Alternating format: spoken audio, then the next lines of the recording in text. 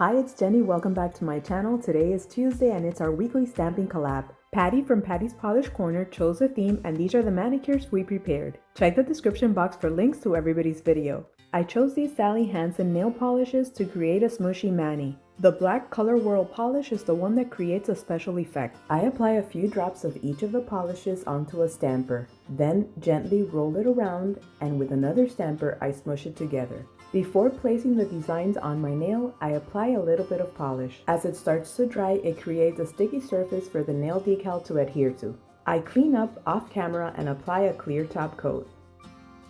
I love how each nail has a unique design. On my right hand, I'm wearing the LA Colors Color Craze polish that I shared with you guys in my recent Dollar Tree haul. It looks a little different because I added a few drops of white polish. I went through my stamping plate collection and found two that have poinsettias. Using a black polish, I pick up this design on two different stampers. I fill in the flowers with my red Maniology stamping polish called Fireside. This is one of my favorite parts of the whole process. I enjoy filling in the design and then checking my work to make sure everything looks perfect.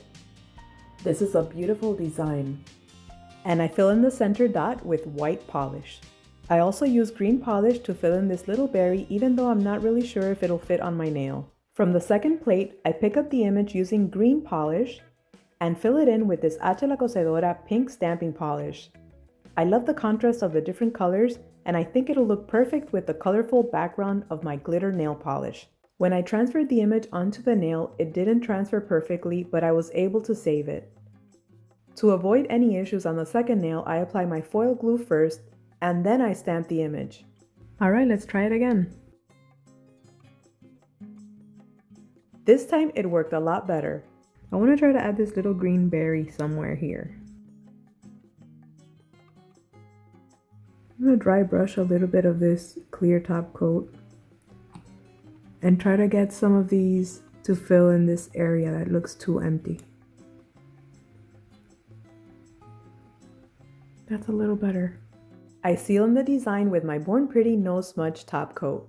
I did the same thing with the images on my right hand, and I love the way these turned out. They look so cute. This is a great example of how two manicures can look completely different even though they're the same theme, just by choosing different colors.